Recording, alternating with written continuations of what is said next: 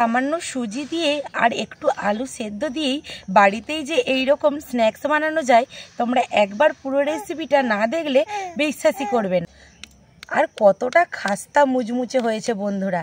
এটা সুজি দিয়ে বানানো, দেখলে কিন্তু ফট করে কেউ বুঝতেই পারবে না যে এটা সুজি দিয়ে বানানো, দেখেই মনে হবে এটা ময়দা দিয়ে বানানো। আর দেখো কোনো দিক থেকে কিন্তু এটা ভেঙে যায়নি বা খুলে যায়নি। নমস্কার বন্ধুরা, মৌমিতা ইয়াম্মি কিচেনে তোমাদের স্বাগত জানিয়ে চলে আসলাম আবার আজকে একটা নতুন রেসিপি নিয়ে। আজকে আমি বানাবো বিকালে খাওয়ার জন্য একটা স্ন্যাক্স। বিকালে বা সন্ধ্যায় এটা তোমরা স্ন্যাক্স হিসাবে খেতে পারো, আর কেউ বাড়িতে অতিথি আসলে এরকমভাবে বানিয়েও দিতে পারো। এটা খুব সহজ একটা জিনিস, সুজির একটা অসাধারণ স্ন্যাক্স বানিয়ে দেখাবো। তোমরা প্রথম থেকে শেষ পর্যন্ত দেখতে থাকো। আশা করি আজকের রেসিপি তোমাদের খুব ভালো লাগবে। ভালো লাগলে একটা লাইক করে চ্যানেলটা সাবস্ক্রাইব করে আমার পাশে থাকবে। যেই সব বন্ধুরা নতুন আমার রেসিপিগুলো দেখছো, চ্যানেলটা সাবস্ক্রাইব করোনি, তারা প্লিজ আমার চ্যানেলটা সাবস্ক্রাইব করে আমার পাশে থাকবে। তো বন্ধুরা চলো, আজকে আমি এই সুজির স্ন্যাক্সটা কিভাবে বানাচ্ছি তোমরা স্কিপ না করে প্রথম থেকে শেষ পর্যন্ত দেখতে থাকো। আর এই স্ন্যাক্সটা বানানোর জন্য সবার প্রথমে উনুনটা ধরিয়ে নেব। বন্ধুরা উনুনটা ধরিয়ে আমি একটা ফ্রাই প্যান বসিয়ে দিয়েছি। আর বসিয়ে দেওয়ার পরে এখানে বাটিতে দেখো 1 বাটি জল নিয়েছি। আজকে কিন্তু এই সুজির পরিমাপটা আর জলের পরিমাপটা আমি বাটি হিসাবে দেখাচ্ছি, যাতে তোমাদের বুঝতে পুরোপুরি সুবিধে হয়। এই 1 বাটি জল এখন ফ্রাই প্যানের মধ্যে দিয়ে দেব।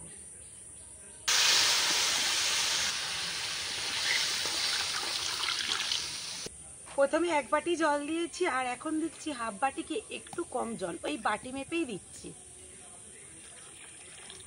দিয়ে দিলাম।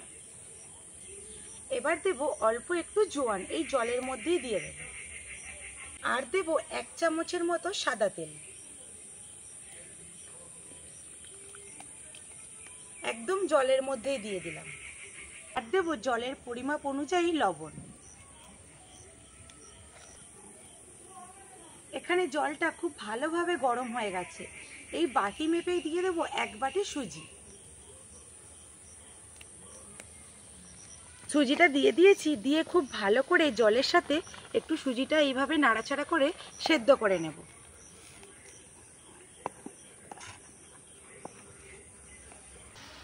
জলের সাথে খুব ভালোভাবে সুজিটাকে এইভাবে নাড়াচাড়া করতে করতে একটা ডো বানিয়ে নেব।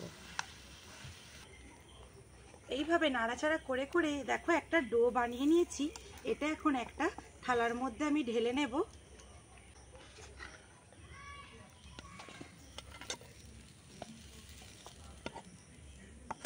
বন্ধুরা ফ্রাই প্যানটা ভালো করে পরিষ্কার করে ধুয়ে আবারও উনুনে বসিয়ে দিয়েছি। আর এখন ফ্রাই প্যানের মধ্যে দিয়ে দেব সাদা তেল।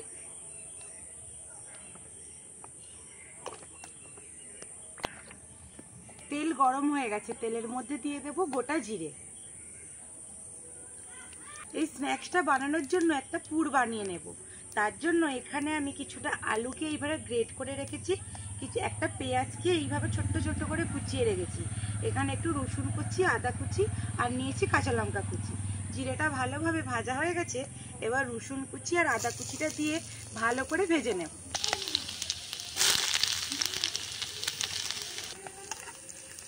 আদা আর রসুনটা খুব ভালো করে ভাজা হয়ে গেছে, এইবারে লঙ্কা কুচিটা দিয়ে দেব।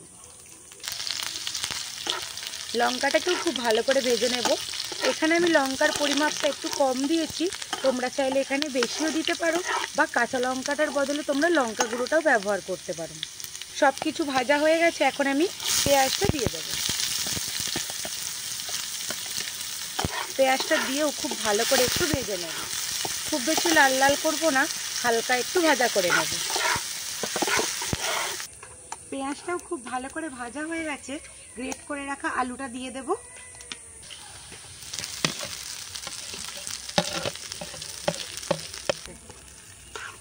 আলুর সাথে এই ভাজা মশলাগুলো ভালো করে মিশিয়ে নেব।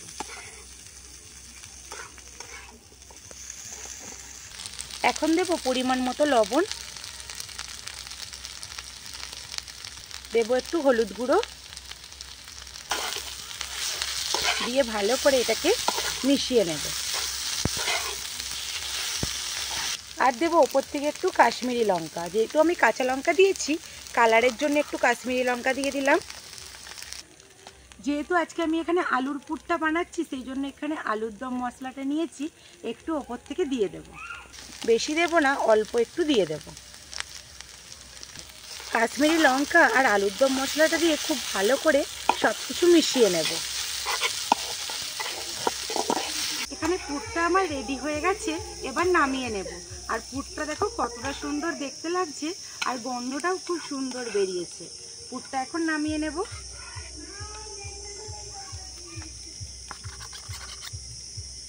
এখানে যে সুজির ডোটা বানিয়ে রেখেছিলাম, এটা একটু হালকা গরম থাকা অবস্থাতেই মাখিয়ে নিতে হবে।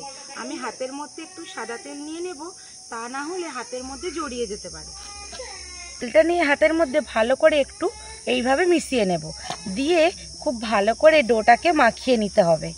আর এখন ডোটা কিন্তু এখনো খুব গরম রয়েছে, এই গরম অবস্থাতেই এই কাজটা করে নিতে হবে। ডোটাকে খুব ভালো করে মাখিয়ে নিয়েছি, একদম স্মুথ করে। দেখেই বোঝা যাচ্ছে কতটা সুন্দরভাবে ডোটা মাখানো হয়েছে, আর হাতের মধ্যেও একটুকু জড়িয়ে যায়নি। এই ডোটাকে আমি 3টে ভাগে ভাগ করে নেব।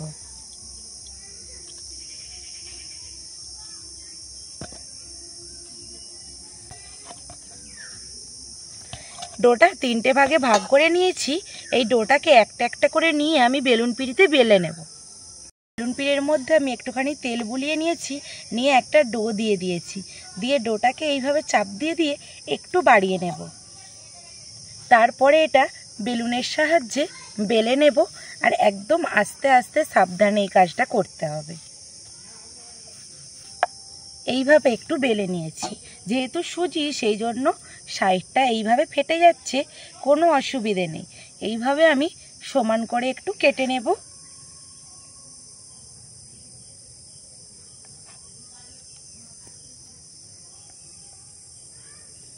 দেখো সাইডটা এইভাবে কেটে আমি তুলে নেব। এটা আমি আর ফেললে হবে না, এটা আবারও আমি এইভাবে বানিয়ে নিতে পারবো। আবারও লম্বা করে এইভাবে একটু কেটে নেব, তারপরে আর করে কেটে নেব। মানে এটা আমি 4 টুকরো করে নিলাম। আর দেখো ঠিক পাতলাটা এই রকম হবে, খুব বেশি মোটা হবে না, আর খুব বেশি আমি বড় বড়ও করব না, ঠিক এই রকম সাইজের করে নেব। এইখানে একটু এই আলুর পুরটা আমি বানালাম, সেই পুরটাই এখানে নিয়ে নিয়েছি, নিয়ে এইভাবে এখানে মাঝখানে দিয়ে দেব। এইখানে আলুর পুরটা দেওয়ার পরে এই কোণ থেকে এই সুজিটা নিয়ে আর একটা কোণ থেকে নিয়ে ঠিক এইভাবে একটু মুড়ে নেব। মুড়ে নেওয়ার পরে ঠিক আবারও এই কোণেরটা নিয়ে এসে একটু মুড়ে নেব, আর এই কোণেরটা নিয়ে এসে একটু মুড়ে নেব। এইভাবে মাঝখানে সব কোণগুলো নিয়ে ঠিক এইভাবে একটু মুড়ে দিতে হবে, যাতে এটা খুলে না যায়। আর সাইডগুলোকেও ঠিক এইভাবে একটু মুড়ে দিতে হবে। দেখো কত সুন্দর হয়ে গেল একটা এখানে ডিজাইন। এইরকমভাবে ডিজাইন আর কিছু বানিয়ে বাড়ির কাউকে দিলে তাদের কিন্তু এই বিকেল টাইমে খেতে খুব ভালো লাগবে, আর নিজেদেরও বানাতেও খুব ভালো লাগবে। আর এটা দেখে কেউ বিশ্বাসই করবে না যে এটা সুজি দিয়ে বানানো হয়েছে। দেখো বন্ধুরা কত সুন্দর দেখতে লাগছে। এই রকমভাবে আমি একটা বানিয়ে নিলাম, এটা প্লেটের মধ্যে রেখে দেব। এখানে আবারও একটা সুজির যে আমি চৌকো মতো শেপ করে কেটে রেখেছিলাম, এটার মধ্যে আবারও একটু আমি পুরটা দিয়ে ঠিক এইভাবে দুটো কোণ ধরে নিয়ে এইভাবে মুড়ে দেব। আবারও এই সাইডের দুটো কোণ নিয়ে ঠিক একসঙ্গে সবগুলোকে মুড়ে দেব, দিয়ে এই সাইডগুলোকে ঠিক এইভাবে চেপে চেপে এইভাবে বানিয়ে নেব। যেমন বানানো সহজ আর দেখতে কতটা সুন্দর বন্ধুরা, যে কেউ একবার দেখলেই বাড়িতে খুব সহজেই কিন্তু বানিয়ে নিতে পারে। দেখো বন্ধুরা আবারও একটা বানিয়ে নিলাম, কতটা সুন্দর দেখতে লাগছে দেখো। ঠিক এইভাবেই আমি প্রত্যেকটা বানিয়ে নেব। বন্ধুরা দেখো এখানে আমার অনেকগুলো স্ন্যাক্স বানানো হয়ে গেছে, আর কতটা সুন্দর লাগছে দেখো। আর এইগুলো বেশিক্ষণ রাখা যাবে না, ভেজে নিতে হবে, নালে যেহেতু এটা সুজির নাস্তা বানিয়েছি এটা হচ্ছে ফেটে যেতে পারে। সেই জন্য আবারও আমি ফ্রাই প্যানটাকে ভালো করে পরিষ্কার করে ধুয়ে আবার উনুনটা ধরিয়ে বসিয়ে নিয়েছি। এবারে ফ্রাই প্যানের মধ্যে দিয়ে দেব সাদা তেল। আর এই স্ন্যাক্সগুলো ভাজার জন্য সাদা তেলেই ভাজতে হবে, সরষের তেলে ভাজলে হবে না।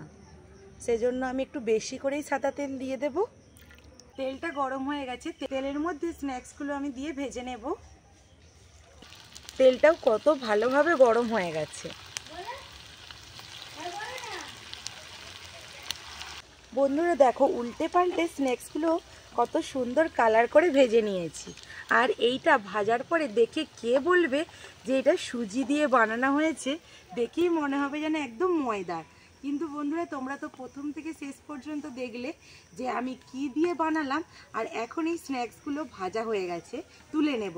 স্ন্যাক্সগুলো খাস্তা মুচমুচে আর কুড়মুড়ে হয় খেতে, খেতে খুব ভালো লাগে। তোমরা অবশ্যই একবার এইভাবে বানিয়ে দেখবে, বাড়ির লোক তো একবার খেয়ে খুব খুশি হয়ে যাবে আর বারবার বানাতে বলবে। এখানে আমার স্ন্যাক্সগুলো ভাজা হয়ে গেছে, একটা প্লেটের মধ্যে আমি তুলে নেব। আর এইদিকে অনেক ঘুম থেকে উঠে চলে এসেছে আমার রান্নার জায়গায়, কারণ ও ঘুম থেকে উঠে মাকে না দেখতে পেলে ও খুব কান্না করে, সেই জন্য সোজা চলে এসেছে একদম রান্নার জায়গায়। আর দেখো স্ন্যাক্সগুলো ভাজার পরে আমি একটা প্লেটের মধ্যে সব তুলেও নিয়েছি। বাকি যেগুলো রয়েছে ঠিক এই একইভাবে আমি এইভাবেই ভেজে নেব।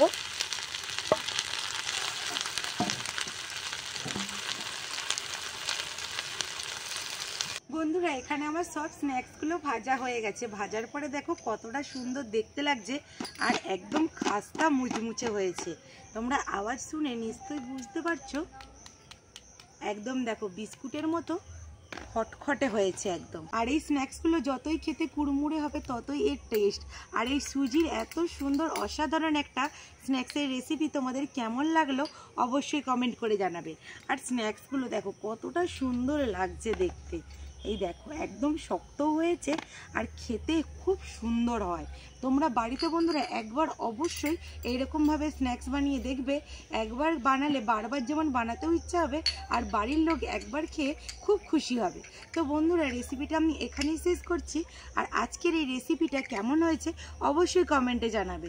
ভালো লাগলে একটা লাইক করে চ্যানেলটা সাবস্ক্রাইব করে আমার পাশে থাকবে। যেই সব বন্ধুরা নতুন দেখছো আমার চ্যানেলটা এখনও সাবস্ক্রাইব করোনি তারা ইউটিউব থেকে দেখে থাকলে চ্যানেলটা সাবস্ক্রাইব করে, আর ফেসবুক থেকে দেখে থাকলে পেজটিকে ফলো করে আমার সাথে থাকবে। তো বন্ধুরা দেখা হবে একটা নতুন কোনো রেসিপি নিয়ে, ততক্ষণে ভালো থাকবে, সুস্থ থাকবে আর আমার সমস্ত রেসিপি দেখতে থাকবে। পাপা দেখো এদিকে কেমন আমার এই বস আর এই স্পঞ্জটাকে কেমন ছিঁড়ে ছিঁড়ে ও খেলছে। কি ছিঁড়ছো কেন? বন্ধুদেরকে হাই বলে দাও, বন্ধুদেরকে হাই বলে দাও, এইদিকে হাই বলে দাও, হাই বলে দাও।